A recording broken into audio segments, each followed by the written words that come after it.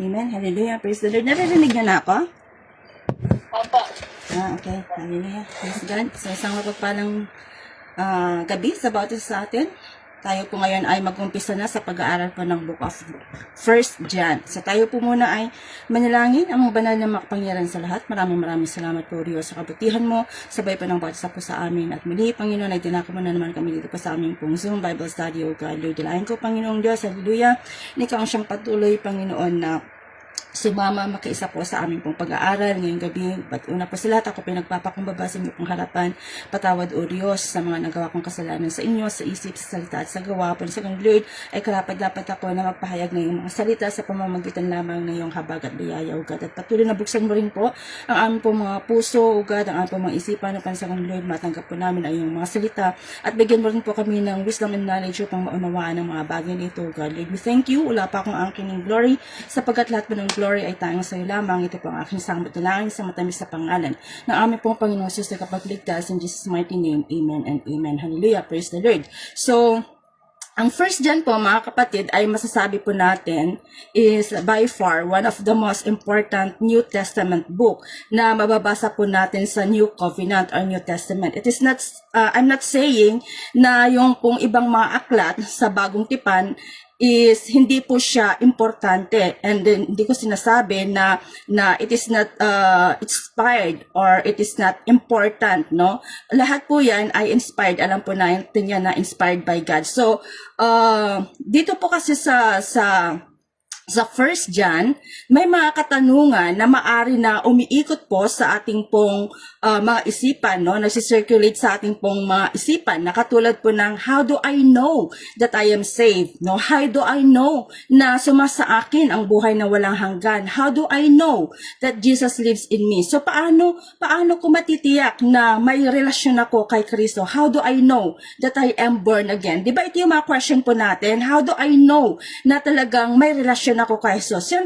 Yan po ang aalamin po natin sa pag-aaral po natin ng 1 John. So ngayon po, bigyan ko lang po kayo ng introduction or some information and lesson patungkol po sa 1 John. Na bagamat hindi po dito nabanggit at hindi po nakalagay dito sa verse 1 yung pangalan po ng may akda, ito pong liham na ito, pero it is greatly believed and traditionally accepted internally and externally.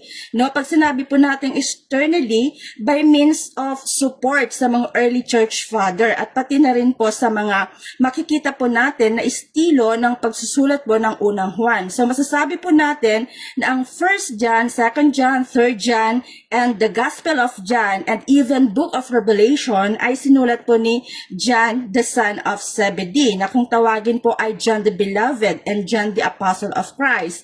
Now, interesting po kasi in verse 1, nakalagay po, ipinahahayag namin sa inyo ang tungkol sa kanya na mula pa sa simula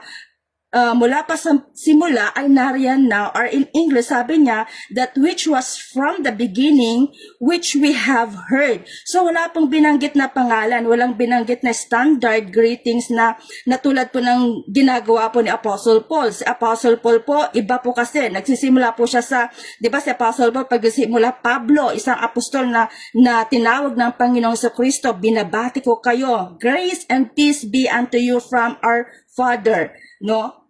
From our Father and the Lord Jesus Christ. Ganun po si Pablo, no? Ganun po si Pablo. Pero iba po tong hindi po ganito si John, no? Very personal. Wala pong pangalan na binanggit, kundi a very personal letter po, no? In some parts po of the New Testament, no, sa New Testament book po na sinulat po ni John, iba din po, no? We could say yung pong kanya pong estilo ng introduction, halimbawa po sa 2 John, no, sa 2 John verse 1, 2 John chapter 1, verse 1. Ganito po yun eh. May standard po siya ng pagbati. Gayon pa man ay wala pong pangalan na binanggit pa rin. Sabi niya kasi dito po sa verse 1 ng 2 John, ito po yung nakalagay mula sa namumuno sa iglesia para sa hinirang na para sa hinirang na ginang at sa kaniyang mga anak na tunay kong minamahal. Hindi lamang ako kundi ang lahat ng nakakaalam ng katotohanan ay nagmamahal sa inyo. So dito po sa verse 1, wala pong John na binanggit, walang John son of Zebedee na binanggit, wala nga pong binanggit niya na John apostle of Jesus na binanggit. Ang binanggit lamang po dito ay nakakatanda. And then dito po sa 3 John verse 1 and 2, no, inulit na naman po niya, no, sa 3 John verse 1 and 2, sabi niya, ito ang nakalagay, no, mula sa matatandang pinuno ng iglesia. Lagi niya pong binabanggit yung matatanda, no, sabi niya, para kay Gayo na lubos kong minamahal, mahal kong kaibigan, idinadalangin kong ikaw sana'y nasa mabuting kalagayan at malusog ang katawan tulad ng iyong buhay espiritual.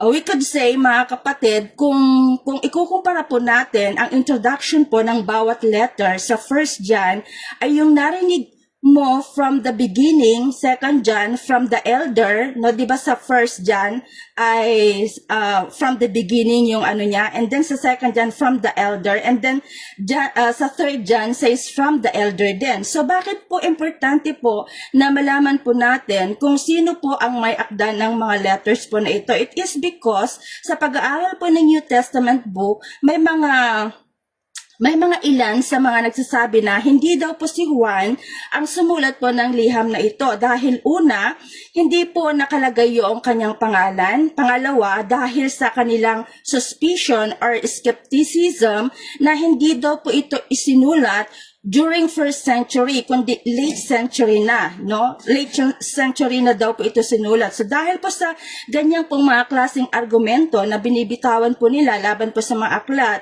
na kinasihan po ng Diyos, may pagdududa po sa authority, may pagdududa po sila na sa petsa din po, at may nandun din po yung pagdududa po nila sa katuroan. And because of this, it could not be John the Beloved who wrote this letter. Pero ano po ba yung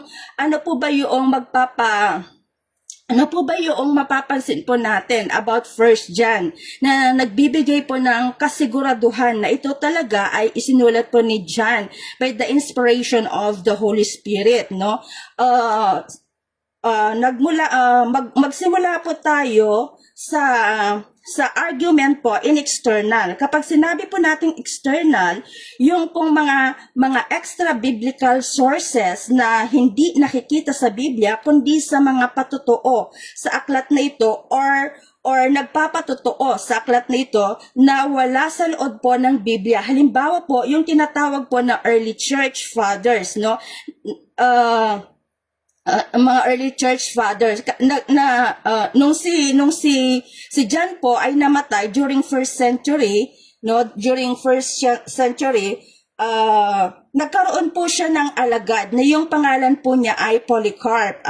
I do believe na naririnig niyo rin po yung pangalan na Polycarp. So nagkaroon po siya ng alagad or disciple na ang pangalan po niya ay Polycarp. Si Polycarp po ay isa pong alagad ni Apostle John, no, according to the history. And then si Polycarp po ay nagkaroon din po siya ng sarili niyang disciple, no? Kaya maganda po na tayo po talaga ay may mga disciple po tayo, no? Si Polycarp din po ay nagkaroon po siya ng disipulo na ang pangalan din po niya ay Irenaeus. However, you would like to pronounce po Irenaeus po, pero yung sa nakalagay po mahirap po siyang i-pronounce, no? Pero Irenaeus po yung pangalan niya. So si Irenaeus po, yung kanya pong sariling liham na kung tawagin po ay Against Heresy, laban po sa mga huwad na katuroan tungkol po sa mga Gnostic. Sabi po niya, ang may akda ng 1 John,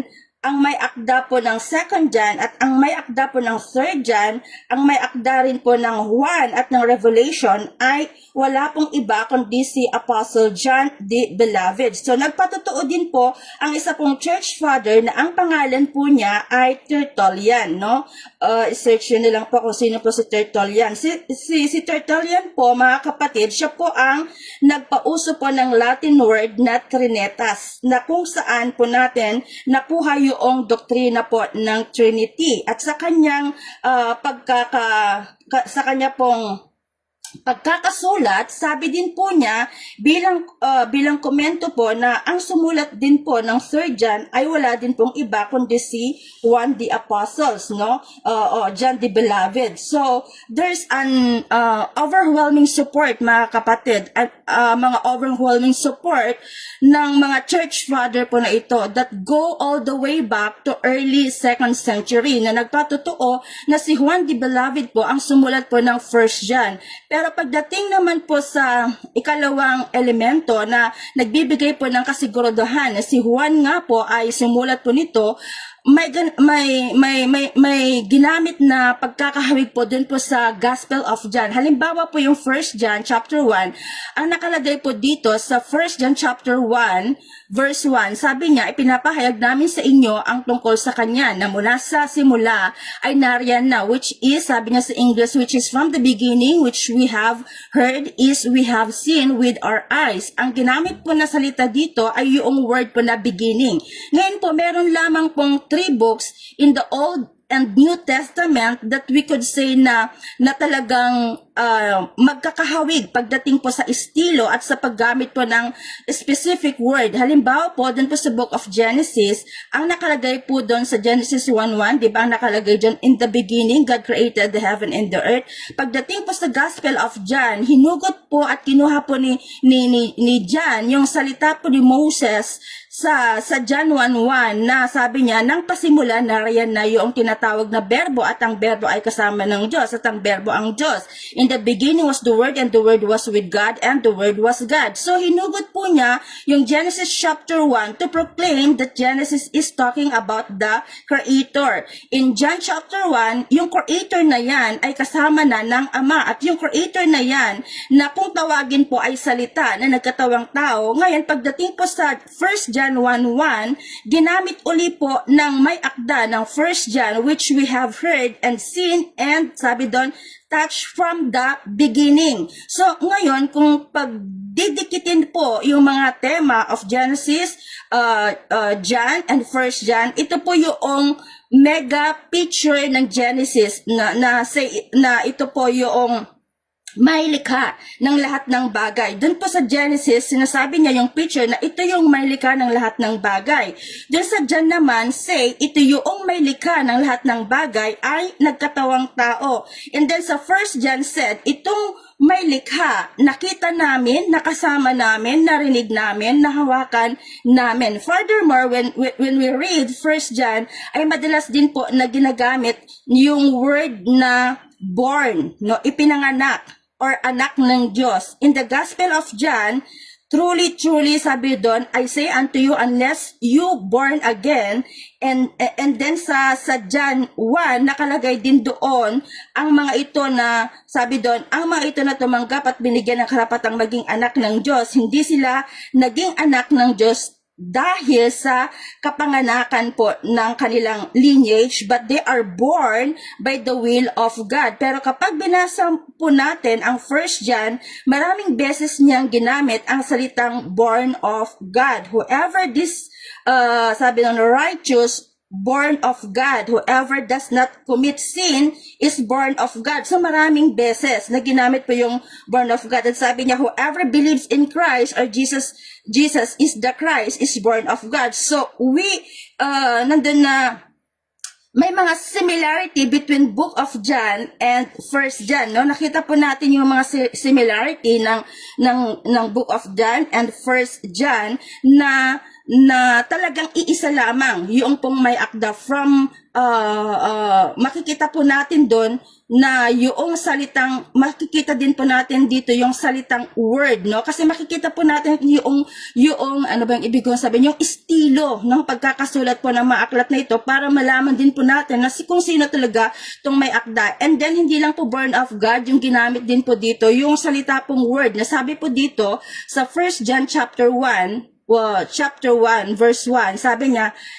napagmasdan ng sarili naming mga mata at nahawakan pa namin siya ang salita, word ito, siya ang salita ng Diyos na nagbibigay ng buhay na walang hanggan. This we proclaim, sabi niya, this we proclaim, sabi niya, concerning the word of life. This is only one person in the New Testament na ginagamit po yung salitang word or logos, no?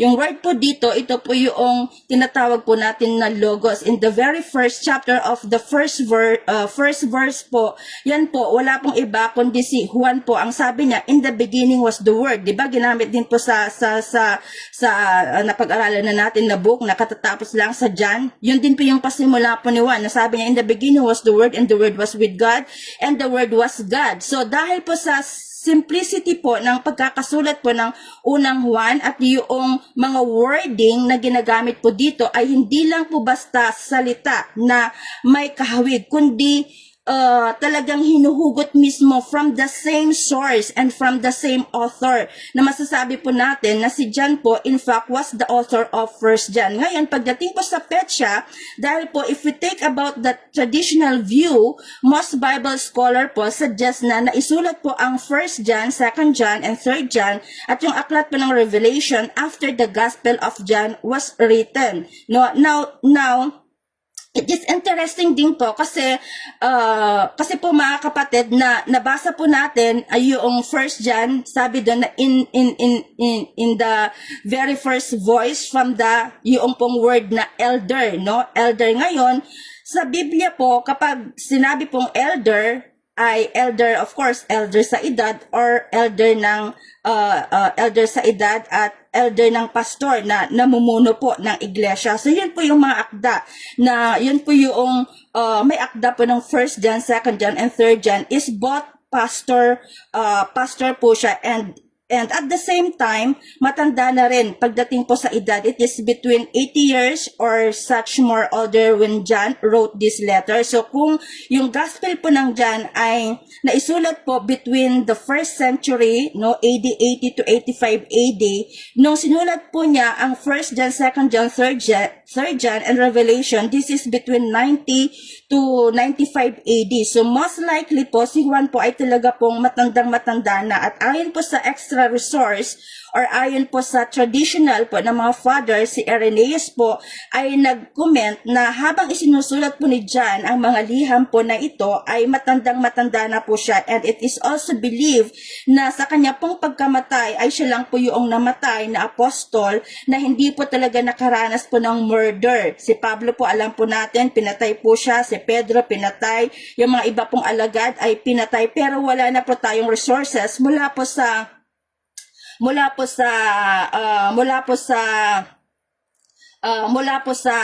ano ba yun, yung mula po doon kay John, na si John the Beloved, wala po tayong resources na siya po ay minurder, no, na napatay, maliban lang sa I remember na si John po ay nilubog doon po sa, I think sa kumukulong mantika, pero hindi po siya namatay, no, hindi po niya ikinamatay yon, pero masakit pa rin po na masakit pa rin po yun, no? Diba? Yung ilubog ka dun sa kumukulong mantika. So, yun po, no? Hindi po siya namatay na minurder po siya like the other apostles, kundi namatay po siya sa katandaan, no? Kung natatandaan po natin yung Gospel of John, diba? Naging, makita din po natin, diba? Yung katatapos lang natin kahapon, naging chismoso po si Pedro, diba? Sabi niya, ikaw Pedro, balang araw, sabi niya, ikaw kapag tumanda na ang dadalhin, sabi doon, ang dadalhin ka sa isang lugar, at ang tinutukoy po dito ni Jesus Christ ay dadalhin po siya sa Roma and ipapako po siya sa krus upside down. Pero ito pong si Pedro in the Gospel of John, kinausap po siya ni Lord na sabi niya, Panginoon, ano naman yung mangyayari sa lalaking ito, no? Di ba ang tinutukoy niya po dito po si John, ano naman pa ang mangyayari kasi pronounce ni Lord kung ano yung mangyayari kay Pedro, pero sabi niya, ano naman pa ang mangyayari sa taong ito? So biglang sinabi ng Panginoon, what business do you have? You have no business ignoring and should know kung ano yung mangyayari sa taong ito. And most likely po mga kapatid, that the reason why that Jesus was speaking to John is due to the fact that perceive na hindi makakaranas po si Juan ng kamatayan dahil may layunin pa po siya para kay Juan. That's why when you read the book of Revelation, ano po yung nangyari na siya po ay itinapon doon po sa Patmos at nagpahayag po ang Diyos sa kanya, nagbigay po ng ilang mga pangitain at pahayag upang mabigay po ito sa 7 iglesia po sa Asia Minor, to which doon po sa Asia Minor, na to which si Irenaeus po said, according to the tradition, pagkatapos po na maibigay yung lahat po ng ito ay namatay na po si Juan in Ephesus. Namatay po siya sa Ephesus at the very old age. Ngayon po, para po maintindihan po natin ang introduction at background po ng 1 John, tulad po ng mga any book of the New Testament, bakit nga po ba naisulat po ang 1 John? So let's begin po, no? Dito po sa chapter 5, na dito po natin makikita, mga kapatid, kung bakit po talaga naisulat ito pong 1 John. Sabi po kasi dito sa 1 John chapter 5 verse 13, isinusulat ko ito sa inyo. This is the reason kung bakit naisulat po ang book, ang 1 John na book. Sabi niya dito, isinusulat ko ito sa inyo na mga sumasampalataya sa anak ng Diyos upang malaman mo na mayroon kayong buhay na walang hanggan. I write this to you who believe in the name of Jesus so that you may know that you have eternal life. Now, basahin naman po natin dito po sa aklat po ng John 20 verse 30. Ito po yung sinasabi po ng salita po ng Diyos. Sabi po dito, marami pang himalang ginawa si Jesus na nasaksihan ng mga tagasunod niya. Ang naisulat sa aklat na ito, verse 31, pero ang nasa aklat na ito ay isinulat upang sumampalataya kayo na si Jesus nga ang Kristo, ang anak ng Diyos, at kung sumampalataya kayo sa Kanya, ay magkakaroon kayo ng buhay na walang hanggan. So ngayon po, tignan po natin ang overview po ng dalawa pong aklat na ito, na John, ang John and 1 John. So, naisulat po ang Gospel of John upang malaman po ng mga tao from chapter 1 hanggang 21, kasi 21 chapter po ito, na ito pong Jesus na ito ay Mesias, na kung sasampalataya po sila, magkakaroon po sila or magkakaroon po tayo ng buhay po na walang hanggan. Pagdating naman po sa 1 John, ano po yung pagkakaiba ng sulat na ito? Isinulat po ang 1 John upang ang mga mananampalataya nga ay magkaroon po ng kasagurudahan na sila nga po ay ligtas. And there is something, mga kapatid, that we should be asking also ourselves, no? Tulad po ng mga tinatanong po natin, no? Tulad po ng sinabi ko na, di ba, madalas tinatanong po natin na, how do I know na ako'y ligtas? How do I know na kilala ko talaga si Jesus Christ? How do I know that I'm walking with Christ? Lahat po yan ay masasagot po ng 1 John. How do I know na hindi lang sila Kristiyano na 'di ba? Marami pong nagsasabi na sila po ay Kristiyano, na tayo ay hindi lang talaga Kristiyano sa muso, kundi Kristiyano rin po talaga tayo sa puso. So ang 1 John po, bagamat 5 chapter lang po ito, makikita po natin na nagbibigay po ito ng sagot sa mga katanungan po natin. Kaya sa pag-aaral po natin ng 1 John ay malalaman po talaga natin unti-unti na tayo po ay Kristiyano. Kasi si Pablo po, mga kapatid, akala niya ligtas na siya bilang Pariseo, di po ba? Pero ganun pa man, hindi niya kilala ang ating pong Panginoong Hesus. Si Cornelius din, marami siyang ginagawa para sa mga Hudyo,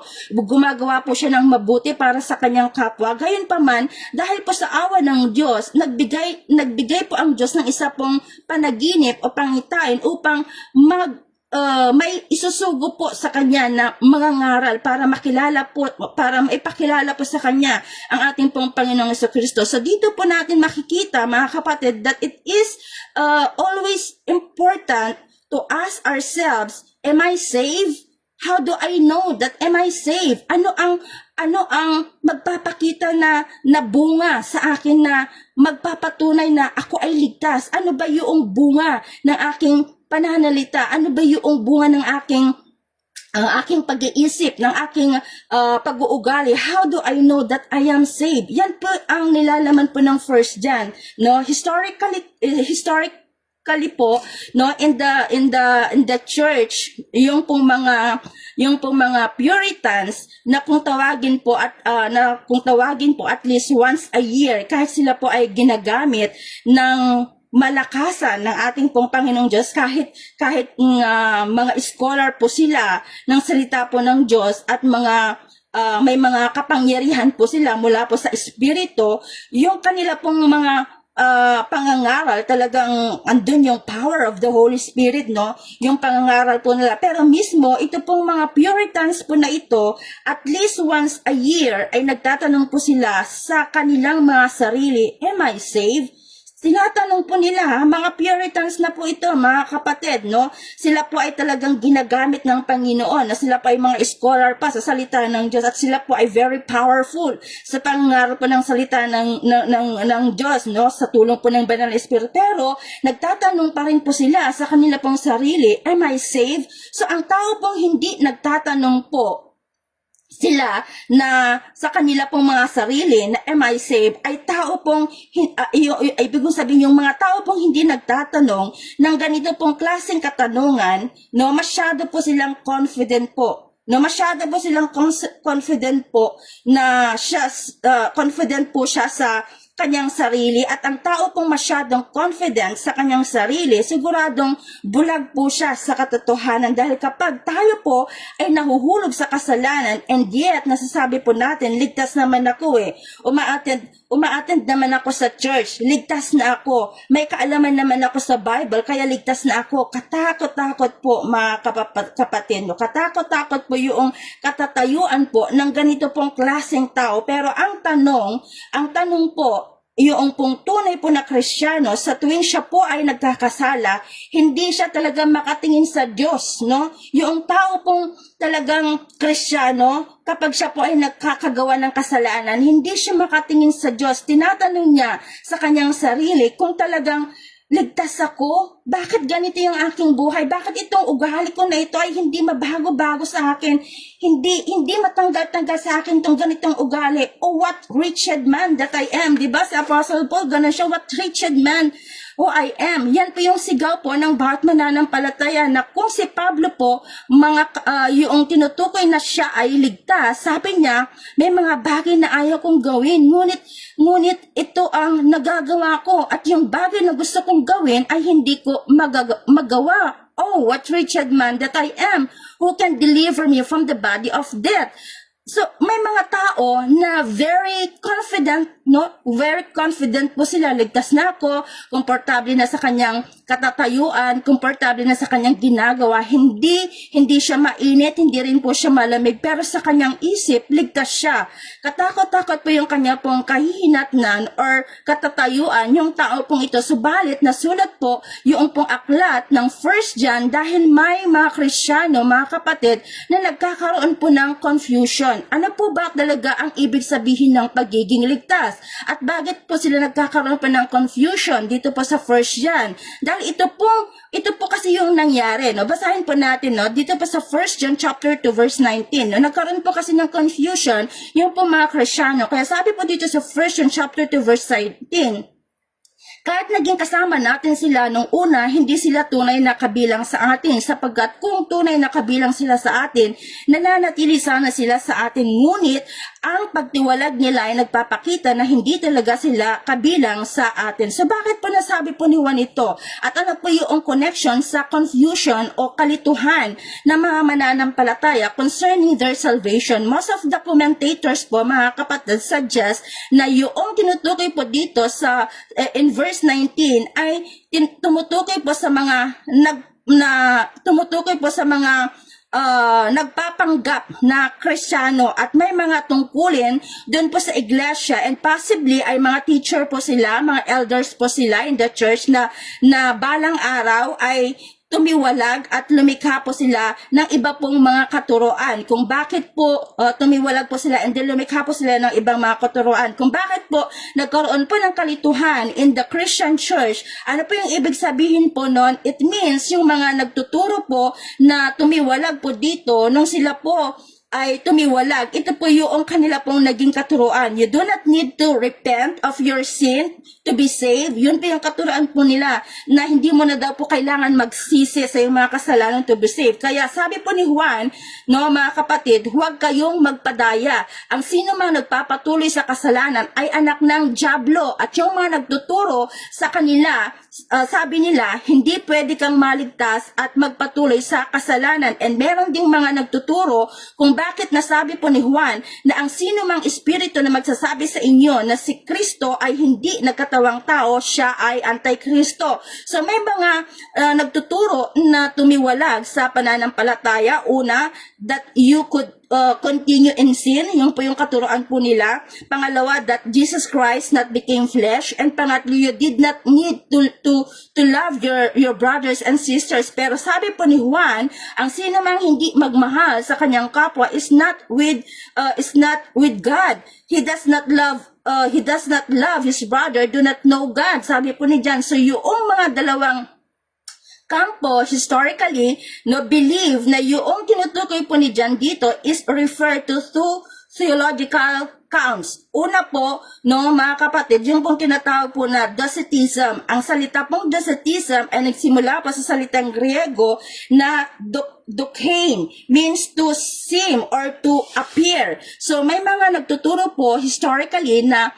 maari ito yung pong naging kalaban po ni Juan na nagsasabi na si Jesus po ay hindi po talaga nagkatawang tao, but simply, dokeo, ibig sabihin po to appear that he came in the flesh. Pero tignan po natin yung sinasabi po ni John sa 1 John 4 verse 2. Sabi po dito, sa ganitong paraan ninyo malalaman kung ang espiritong sumasa kanila ay mula sa Diyos. Kung kinikilala nila na si Jesucristo ay naging tao, ang Diyos mismo ang nagsugo sa kanila. Ngunit, ang hindi kumikilala na si Jesus ay naging tao ay hindi sinugo ng Diyos, kung hindi ng espiritu ng Antikristo. So, ayon po sa mga history, there are some believer po na yung pong mga naging Adam Gam Eden.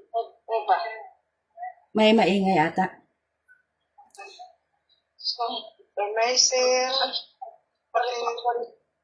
Okay, so ngayon po sa mga history, there are some believers po na yung mga naging kalaban po ni Juan here in 1 John ay yung pong grupo na kung tawagin po nga ay the cities.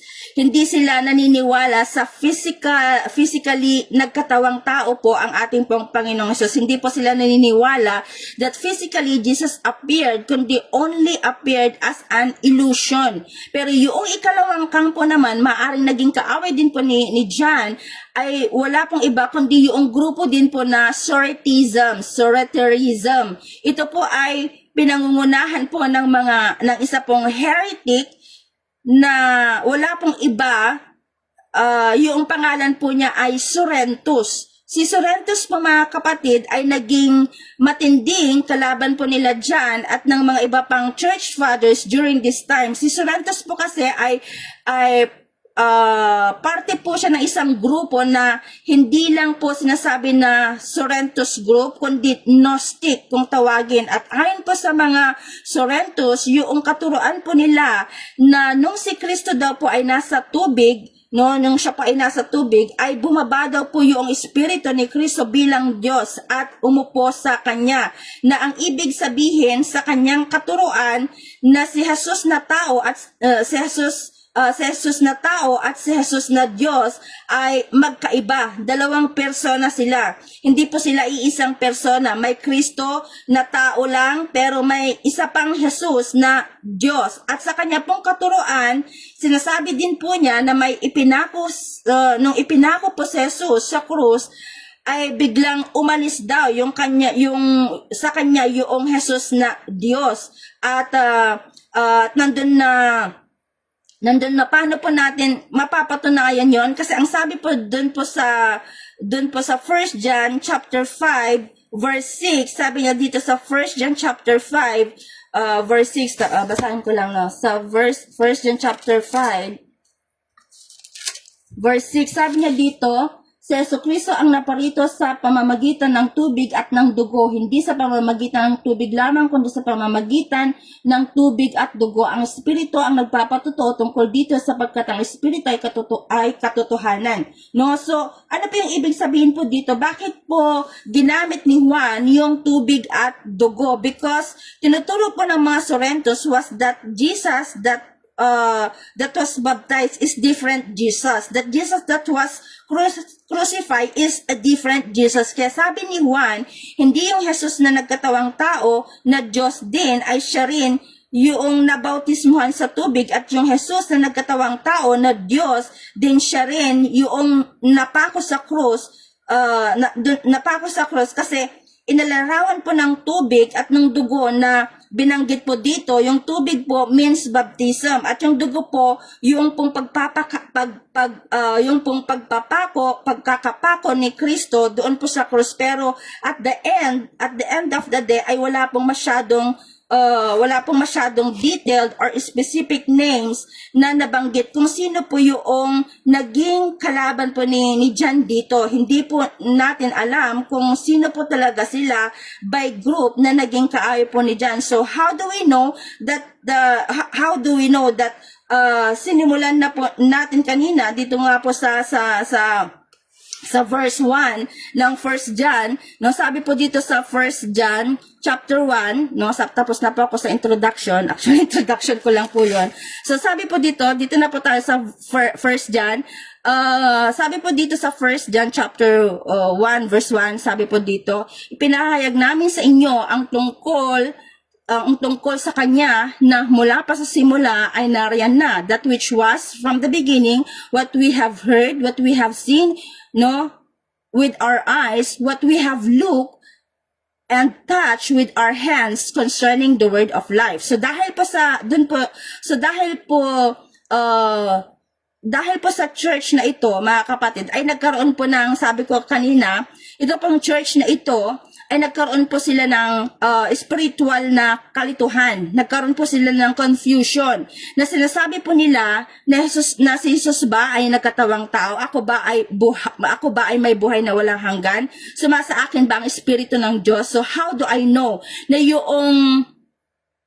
yung pinipresenta ni John is truly that Jesus is eternal life. So dahil po si John ang isa pong apostol po ni Jesus Christ, at dahil po si John ay tinawag na disciples whom God loved, diba? Kaya nga po tinawag po siya na John the Beloved. So what more evidence po for his claims na sabi niya, ipinahayag namin sa inyo ang tungkol sa kanya na mula pa sa simula ay nariyan na. It simply means from the very beginning po, mga kapatid, sabi niya, nakita ko, nakasama ko, nahawakan ko itong Jesus na ipinapahayag namin sa inyo. I can tell you, siya ay nagkatawang tao. I can tell you na nakasama namin siya. I can tell you, maling katuruan ang itinuturo nila sa inyo ngayon, dahil ang itinuturo namin ay totoo, dahil nakita namin, narinig namin, nahawakan namin, totoo ang aming sinasabi. Ngayon, sa ating pang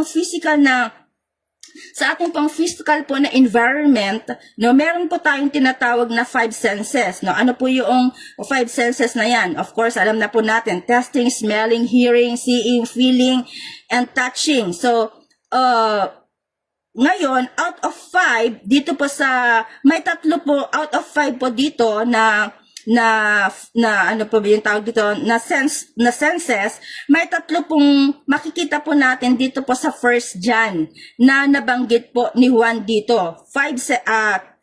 Out of 5 senses ay meron pong 3 na binanggit po dito. Ano yung una? Narinig namin siya.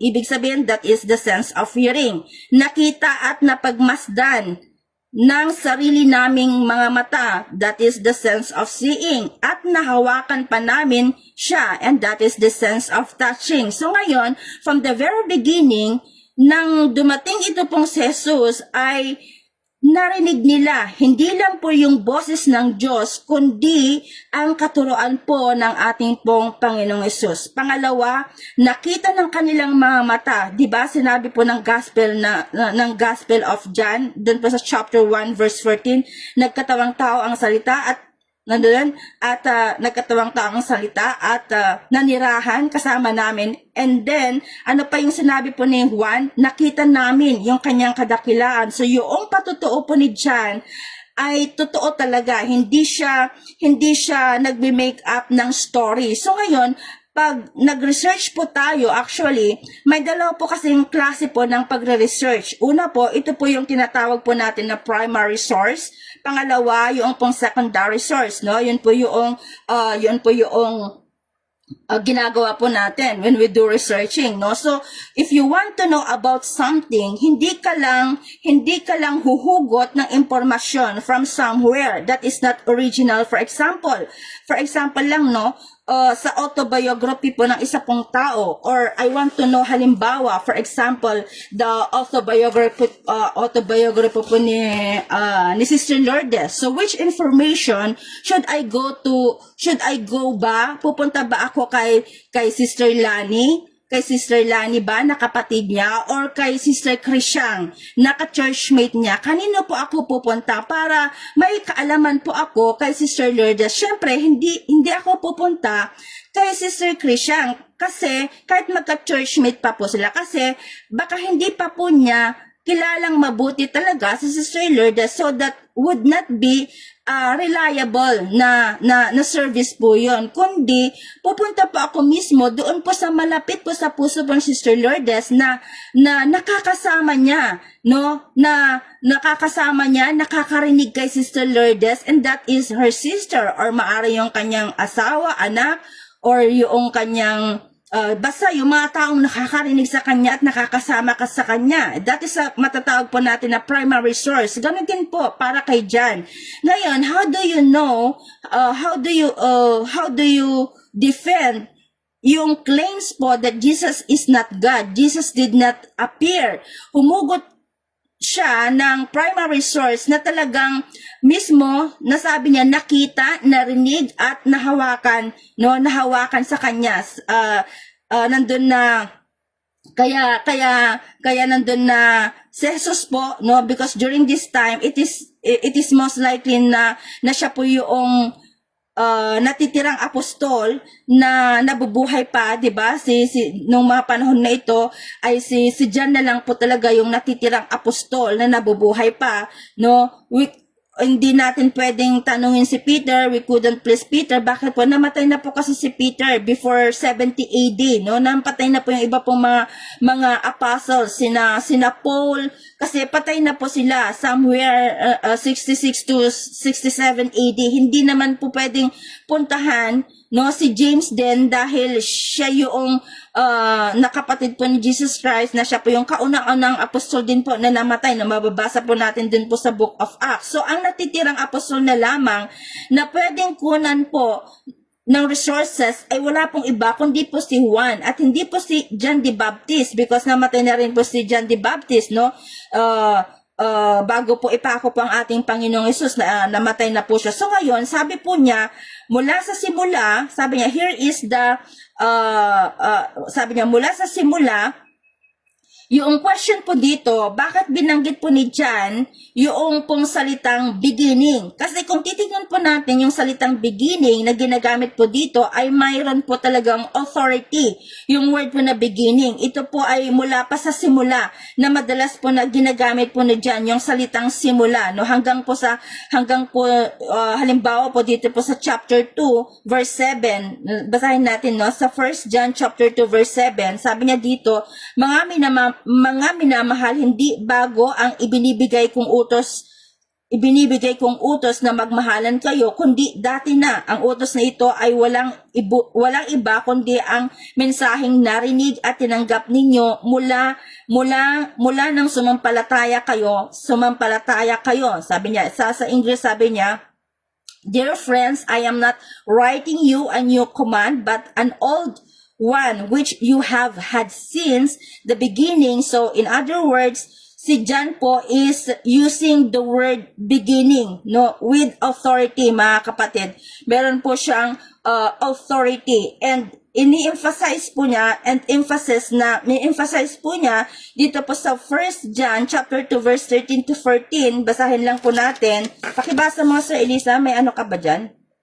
Basahin po natin sa 1 John chapter 2 verse 13 to 14. And then laktaw pa dun sa 24. First John. Sa First John lang tayo. Chapter 2. Verse Chapter 2, verse 13 to 14. 13 to 14. Ayan. Sabi dito sa verse 13, sumusulat ako sa inyo mga ama, sapagkat kilala ninyo siya, na sa simula pa'y siya na. Sumusulat ako sa inyo mga kabataan, sapagkat napagtagumpayan na ninyo ang masama.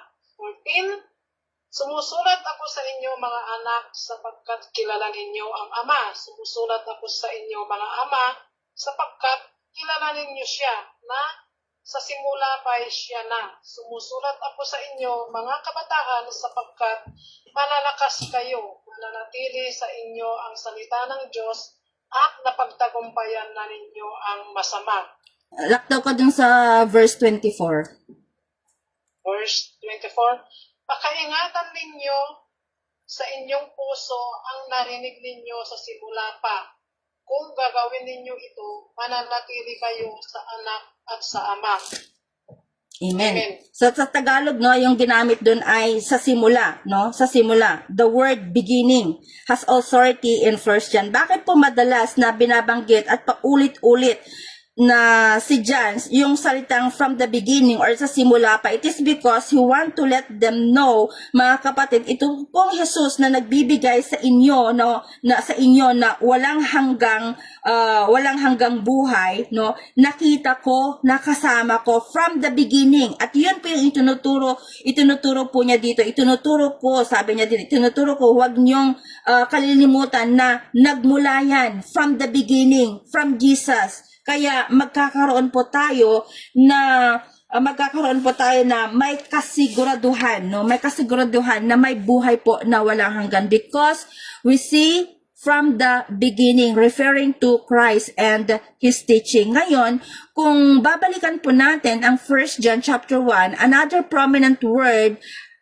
ay talagang very, very important din po. Dito po is found in the following. Sabi po dito sa 1 John 1:1, balikan lang po natin dito po sa 1 John 1:1. Sabi niya dito, sumulat kami sa inyo tungkol sa Kanya. Nasa simula pa siya na. Ang salitang nagbibigay buhay, siya ang aming narinig at nakita, napagmasdan at nahawakan. So yung salitang walang hanggan is also very important in 1 John. Halimbawa, no, inulit na naman ito in verse 2, mga kapatid, na sabi niya dito, siya ang pinagmumulan ng buhay na walang hanggan. E di ba alam naman lahat ng mga Kristiyano na itong Jesus na ito ay nagbibigay po talaga ng buhay na walang hanggan, no? Oo, mga kapatid, no? Pero dumating sa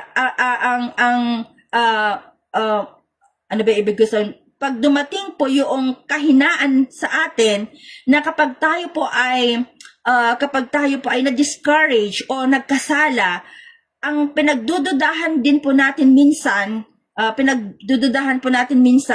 if we really we have eternal life. Kung meron ba talaga tayong eternal life. Pero bakit po natin nasasabi yon, no, mga kapatid? Kapag, di ba, minsan kapag umiinit po yung ulo po natin, minsan nakakapagsalita po tayo ng hindi tama, dumarating po sa atin yung pagdududa, di ba? Pag umiinit yung ulo natin, nakakapagsalita, ligtas ba talaga ako? No? May buhay ba talaga ako na walang hanggan? So, sumasa akin ba yung buhay na walang hanggan na yan? Bakit ko nasaktan yung aking kapatid? Bakit ko nasaktan yung aking anak, yung aking asawa, magulang? Do I really have eternal life? Bakit ganito yung pagtrato ko sa ibang tao? Pero yung mga minamahal ko, sa buhay, nasasaktan po, no? Minsan kasi, di ba, minsan ang ganda-ganda po ng pagtrato natin sa ibang tao, pero minsan, yung mga mahal po natin sa buhay, iba yung pagtrato po natin. So, minsan, dumarating po sa isip natin na, do I really have eternal life? Bakit wala na akong nais na,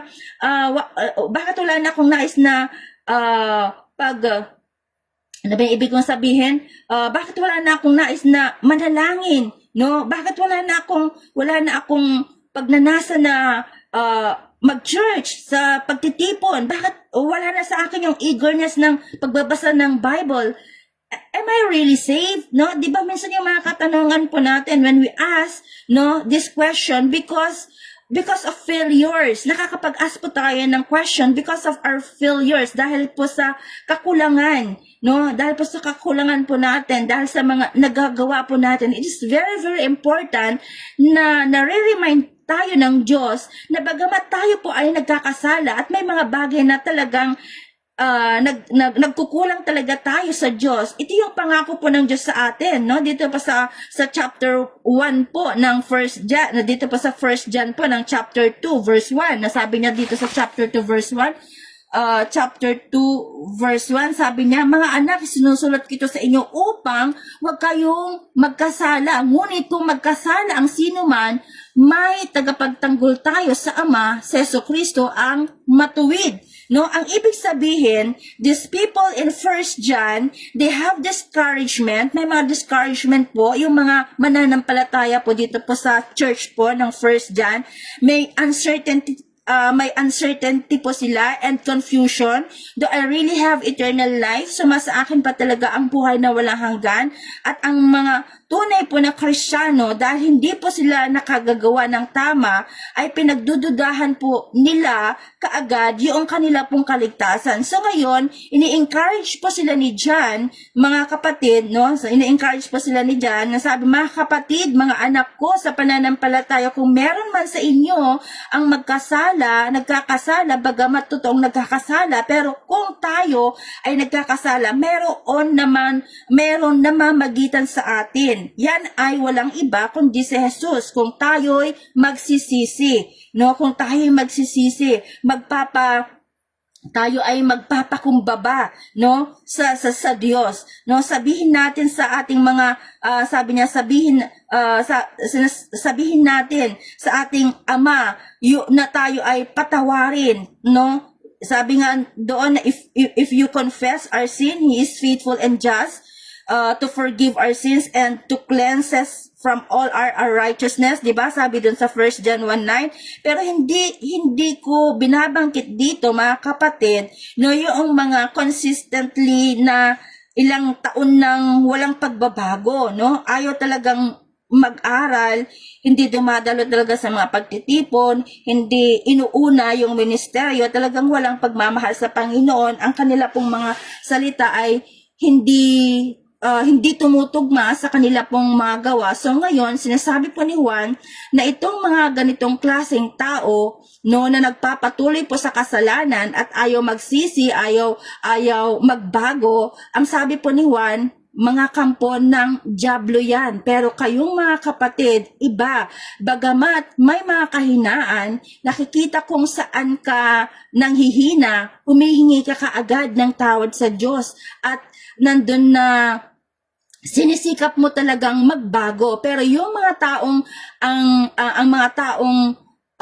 ang bibig nila Panginoon, pero ang buhay ay buhay Satanas, sila po yung mga kampon ng dyablo, kaya mapagpaimbabaw, no, ito pong mga taong ito. Kaya napakalinaw yung salitang buhay na walang hanggan ay napaka-importante na salita dito po sa 1 John, no? Halimbawa, nabanggit din po yung salitang buhay na walang hanggan doon po sa chapter 2, yung binasa po natin kanina.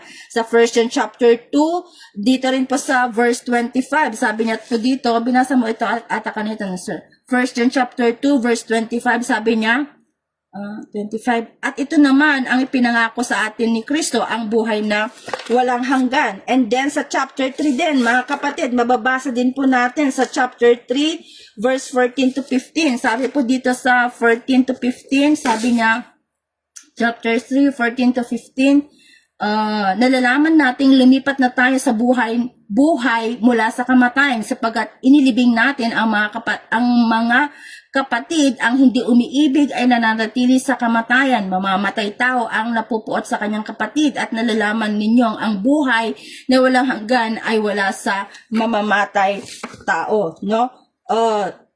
So makita natin, no, very clear po dito yung word po na eternal life is found po dito sa 1 John, no, 1 John chapter 5, doon din po sa verse 11 hanggang 20, no? Basahin na lamang po ninyo, no, para hindi po tayo matagalan. Sa 1 John chapter 5 verse 11 to 20, no, makikita po natin diyan yung pong eternal life. So bakit po laging ini-emphasize po dito ni John yung pong eternal life? Because when we sin, no, kapag tayo po ay nagkakasala, without that we have eternal life. Na nagkakaroon po tayo ng doubt na meron tayo talagang eternal life. So si John po is comforting us, no? Kino-comfort niya po tayo sa kanya pong sulat dito po sa 1 John. Nandun yung comfort niya na mahal mo ba si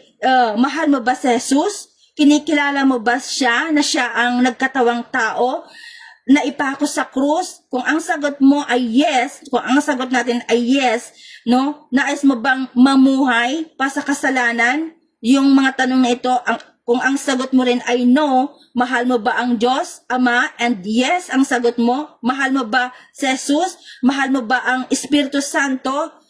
And you say yes, then be sure you have eternal life. No, kung talagang mahal natin si Jesus, mahal natin ang banal na Espiritu, na kinikilala natin siya bilang anak ng Diyos na nagkatawang tao, no, we have eternal life. Yan po yung naisiparating ni Juan, because when we sin, no, kapag nagkakasala po kasi tayo, pinagdududahan na natin na minsan yung pong ating pong kaligtasan. Why do I sin?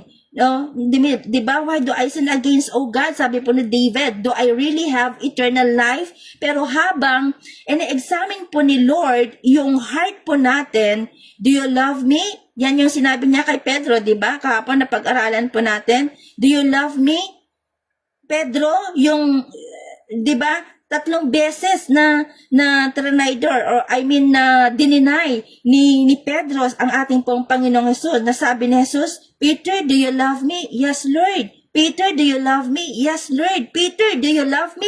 Hanggat hindi na makasagot si Pedro, Lord, you know. Sabi niya, Lord, you know, I love you. Nang ibig sabihin, 3 times na dininay mo ako, I will ask you also 3 times. No, to show you that those sin abounds grace and abound much.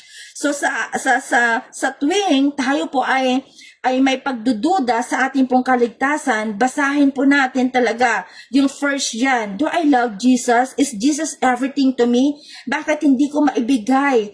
No, hindi ko maibigay yung oras ko. Bakit hindi ko maibigay yung katawan ko? Bakit hindi ko maibigay yung sarili ko sa Diyos if I really love Christ? Bakit maraming hadlang, no, sa aking puso? Is because you need to answer that question, no? We need to answer that question. At kapag binabasa po natin ang book of 1 John, masasagot po yung mga question po natin yan, mga kapatid. So, Pastora, pwede po ba tayong magpanggap sa iglesia? Pwede ba tayong magpanggap pero yung laman ng ating puso ay hindi natin Yes, pwede po talaga tayong magpanggap pero yung laman po ng puso po natin, hindi po natin maitatago yan sa ating pong Panginoong Diyos. Hindi rin po natin maitatago yung ating pong sarili. The ultimate question that we should ask in 1 John, do I love Jesus Christ? Is Jesus everything to me? No, kapag mga kapatid, kung si Jesus is everything to you, if yung heart mo talaga is belongs to God, talaga belongs to Him, means everything, siya lang talaga, no, mga kapatid, at talagang andun yung pag-obey mo because you love Him, no, sumasa atin po yung pong buhay na walang hanggan. If He is everything to you, no, at nandun yung pagsunod po natin, sumasa atin po yung buhay na walang hanggan. Kung perfection po yung pamantayan po natin, which of course it is, no, kung perfection lang po, Pero hindi po natin magagawa yon kung perfection, no? Kung perfection in the sense na hindi tayo nagkakasala ever para lang mapatunayan na we have eternal life. So lahat po tayo ay walang buhay na walang hanggang kung yung basihan po natin is perfection. Pero dahil unti-unti po tayong binabago ng Diyos, and then we answer the question, Lord, I love you. The question is, do you love me? No? The question is, do you love me? Say, no? In spirit and in truth, no? Sumasa atin po yung buhay po na walang hanggan. At bakit po natin minamahal si Jesus Christ? Sinagot din po ni John sa chapter 4. Sabi po sa 1 John chapter 4 verse 19, bakit po natin minamahal ang Kristo? Sabi po dito sa John chapter 4 verse 19, basahin lang po natin, sabi niya sa verse 19, tayo umiibig sapagkat ang Diyos ang unang umibig sa atin. Yung question po kanina, 'di ba? Mahal mo ba ang Panginoon? Do you love Him with your life? Do you love Him with your mind? Do you love Him with your heart? Do you love Him with your tongue? Do you love Him with your with all you have? At kung ang sagot po natin is yes, sabi po ng Biblia, kaya nyo siya iniibig hindi dahil ikaw yung umibig, kundi siya yung unang umibig po sa atin. At kapag ang Diyos po ang Diyos po yung binibigay niya po, no? Ibinibigay niya po yung kanyang espiritu sa atin, at kapag sumasa atin po yung espiritu po ng Diyos, sumasa atin din po yung buhay po na walang hanggan. Kaya ang simbahan po, o sabihin na natin yung new life, yung simbahan po natin cannot give you eternal life. Yung pag-attend po natin sa gawain cannot give you eternal life. Hindi po yan makakapagbigay. Mahalaga na tayo umaattend sa gawain, pero hindi po yan makakapagbigay ng eternal life. May nais ka ring maging parte sa kaharian ng Diyos dahil sumasa atin ang buhay na walang hanggan. Kaya nga araw-araw mga kapatid, no? Kaya nga po tayo nag-aaral, no? 'Di ba? Kahit pagod po tayo, alam po lahat po tayo pagod, pero I do believe na meron pa rin po tayong time na magbasa, mag-aral po ng kanyang salita. Kulang yung oras natin, no? Ginagawa natin yung lahat para makilala po natin si Jesus. Kasi siya po yung makakapagbigay po sa atin ng buhay po na walang hanggan, no? Minsan nasasabi natin, ayaw kong basahin yung Biblia. Ang daming mga pangalan, no? Kung sumasa atin po ang buhay na walang hanggan, hindi dapat na ganon yung lumalabas po sa ating pong bibig, no? Kung kinakatamaran po natin, kausapin si Jesus Christ, ang ating Panginoong Hesus sa pamamagitan po ng Biblia, no? The question is, do you love Christ? No, kinakatamaran mo namang basahin ang kanyang salita. Kinakatamaran mo naman manalangin. The deeper you get into the Bible, mga kapatid, the more serious your worship. The more serious your worship, no? Mga kapatid, the more na nagiging deeper ka in the Bible, mas nagiging seryoso yung pag-worship po natin sa ating pong Panginoong Diyos. The deeper, mga kapatid, that you get into the Bible, mas maraming pagsubok and temptation, yes, darating. But the deeper you get in the Bible, mas lalong makikita yung sarili mo na wala ka talagang dapat may pagmamalaki. The deeper you get in the Bible, mapupuno yung puso mo, mapupuno yung utak mo na ipangaral ang ating Panginoong Hesus. The deeper you get into the Bible, ayaw mo na siyang iwanan. And your time is more and more. The deeper you get into the Bible, yung mga napapanood natin, yung mga nababawasan na, no, yung kamundahan po natin, nawawala na. Ang hiling natin, yung mga hilig po natin sa mundo, Kaya nga ipagpatuloy po natin, no? Dito pa sa First John, balikan lang po natin sa First John chapter 1 verse 2, balikan po natin ulit. Basahin ko lang ulit. Sabi po dito sa verse 2, First John 1:2, sabi niya, nahayag ang buhay na ito, nakita namin siya at pinatotohanan namin at ipinangaral sa inyo ang buhay na walang hanggan na kasama ng Ama at nahayag sa amin. So, paano po tayo magkakaisa bilang iglesia? Kasi sumusunod, maari yung sasabihin po natin, sumusunod kami kay pastora, hindi po yun. No, member ako ng church, hindi po yun, mga kapatid. Yung definition po ng pagkakaisa ay when we walk with the Father and when we walk with the Son. Kasi dito po sa 1 John 1:2-4, mga kapatid, sabi pa niya, continuous ko lang, sabi po niya dito sa verse 3, kasi nabasa ko na yung sabi niya dito sa verse 3, ipinapahayag nga namin sa inyo ang aming nakita at narinig upang makasama kayo sa aming pakikisa sa Ama at sa kanyang anak na si Jesucristo. Isinusulat namin ito upang malabos ang aming kagalakan.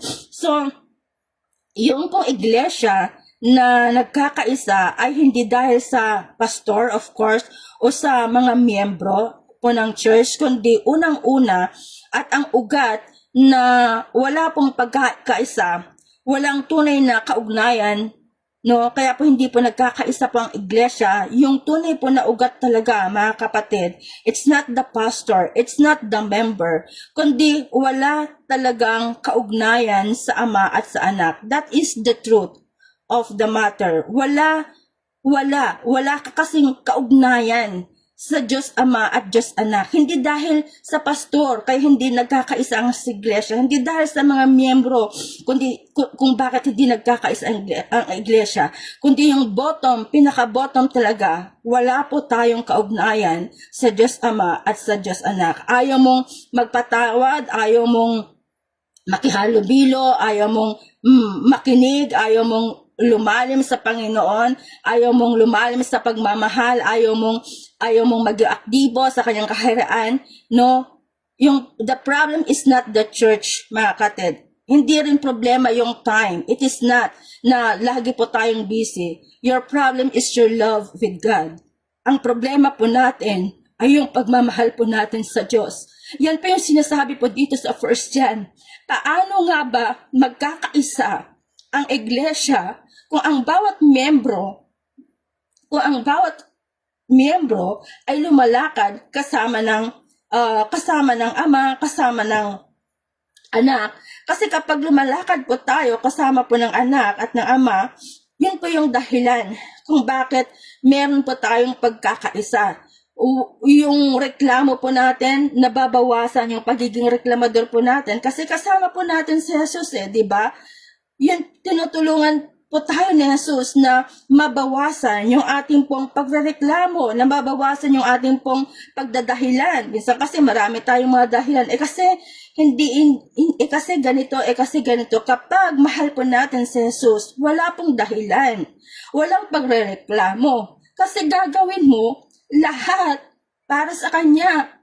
Pwede man naman nating idahilan yung mga bagay na, Pastor, pwede natin idala ng mga bagay sa pastor, sa mga bagay sa kapatiran, pero hindi po si pastor o ang kapatiran na hindi po sila yung hahatol po sa atin balang araw, kundi si Jesus po, no? So nandun na yung tunay na pagkakaisa ay nagsisimula muna po sa ating pong kaugnayan between the Father and the Son. Diba? Yung pong panalangin po ni Kristo sa John 7, Ama, maging isa sila tulad natin na magkaisa, no? Kapag tayo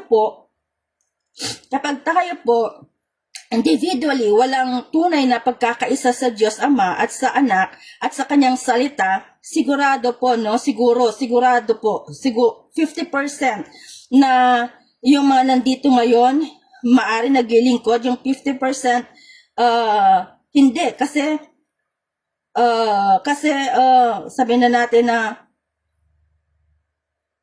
gusto mong maranasan pa yung mundong ito, Or kaya sabihin natin, pastora, hindi mo na ako attend kasi may party pa kasi ako na-attendan. No? Minsan nauna natin yung mga party, no? Kaysa sa gawain sa church. O kaya saka na ako maglilingkod, no? Minsan may mga taong ganun po yung naririnig natin. Saka na ako maglilingkod. The problem is, mga kapatid, our walk with Christ is Christ enough for you, no? Second option mo lang minsan nagiging second option na lang po natin ang ating pong Panginoong Jesucristo. So is Christ enough for you? The question is Christ enough for you or something else is more than enough for you? So sabi po ni John dito, ipinapahayag namin para maging kaisa namin kayo sa anong paraan po sa ating pong kaugnayan sa Ama at sa Anak. Kaya nga dito po sa verse 4, no, last verse, dito po sa verse 4, di ba sabi niya, isinusulat namin ito upang malubos ang aming kagalakan. So ngayon, sinasabot po ni Juan, mga anak ko sa pananampalataya, magkaisa tayo dahil kapag ang mga magkakapatiran ay nagkakaisa sa paglilingkod sa Diyos, di po ba may kagalakan? Sino po ba sa inyo yung masisiyan na yung kalahating iglesia, mahal ang mundo, yung kalahati, mahal ang Diyos? Hindi tayo matutuwa nun. Kaya, ang sabi ng Panginoon, I pray that you should be one as me and my Father are one. One is teaching, one spirit tayo. Dapat ganun po tayo. One teaching, one spirit. Kaya nga po, ang sabi po ni Juan, isinusulat namin ito. Isinusulat namin ito. Sino yung namin? Mga kasama, mga kasama niya na nagkakaisa in the kingdom of God upang, sabi niya, malubos ang aming kagalakan. Ngayon, sa ating pong pagtatapos hanggang verse lang muna ako, no, tutuloy ko na lang. Sa ating pong pagtatapos po dito, mga kapatid, ito po yung summarize. Lahat po ng katuruan po dito po sa 1 John na nabanggit po yung salitang beginning, nabanggit po yung salitang we have seen Him, we have heard Him, and we touch Him.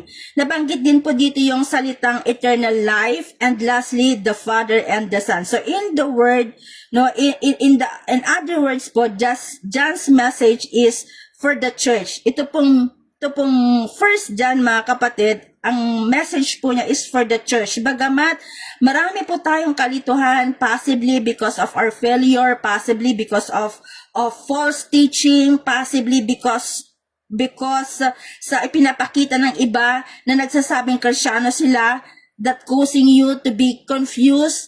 This is how you know, no, this is how you know you have eternal life. Itong Jesus from the beginning na nagkatawang tao na nagturo sa amin, sabi ni John, na siyang namatay, siya'y inilibing, siya'y muling nabuhay kapag tinanggap mo siya, kapag nagmamahal tayo sa Kanya at minamahal mo rin yung Kanyang Ama at yung pagpisan sa iyo ng banal na espiritu ay nais mong magpatuloy sa Kanya at ayaw mo nang magpatuloy sa kasalanan, ito yung kagalakan po natin na sumasa atin ang buhay po na walang hanggan. So from verse 1 to 4, yung sum up po that whole teaching of 1 John, what we have heard from the beginning, if it is in you that you have eternal life, so maaari ang tanong nyo ngayon, no, mga kapatid, sa inyong sarili, no, maaring tanungin po natin sa ating pong sarili, do I have eternal life? So sa atin po ba yung buhay po na walang hanggan? Kung ang sagot po natin is yes, bakit? Dahil nagpipray ako, yun po ba? Kahit nga po yung mga religious na hindi Kristiyano, di ba, nananalangin din, hindi po sapat yon. I am saved. Bakit mo nasabi that you are saved? Kasi I attend church, no? Ginagawa din po yan ng ating pong mga kaibigang Katoliko, ng ating mga kaibigang iglesia, mga Muslim. Umaattend din po sila. I am saved. Bakit? I have fellowship. Ginagawa din po yan ng mga socialists, no, yung mga yan. But you will know that you are saved because Jesus Christ is your Lord. You will know that you are saved because Jesus Christ is your Lord. inaamin mong makasalanan ka, hindi mo kayang iligtas ang iyong sarili, and because of what He did on the cross, or He has done on the cross of your sins, we shouldn't deserve, no, mga kapatid, we shouldn't deserve, no, the wrath of God. No, nang dahil po sa kanyang ginawa, because you have also repented and you sought God for forgiveness, and you do not see, no, your life without Jesus. Kapag nakikita mo yung sarili mo na walang Jesus, no, you are not saved. Kapag nakikita mo yung sarili mo na wala talaga si Kristo sa buhay mo, you are not saved. Ang taong sumasa kanya ang buhay na walang hanggan, tanggalin mo lahat ng tao, tanggalin mo lahat ng bagay sa mundo. Itira mo lang si Jesus, it's more than enough. At ang mabigat po dito, mawala man ang lahat ng mga minamahal mo, mawala man ang lahat ng mga bagay na meron sa iyo, at ang matitira lang si Jesus, sapat na yon, that you will know you have eternal life, because Jesus should be enough of us. Siya yung Alpha and Omega, beginning and the end. Ano pa po ang hahanapin natin? Na isulat po itong aklat ng Juan upang ipahatid po sa atin ng Juan that we have eternal life. So tayo pa manalangin. Itutuloy ko po ito, mga kapatid, hanggang verse 4 lang ako. Tayo pa manalangin, namang banal na makapangyarihan sa lahat. Salamat po, Diyos, sa kabutihan mo sa buhay po ng bawat isa sa amin.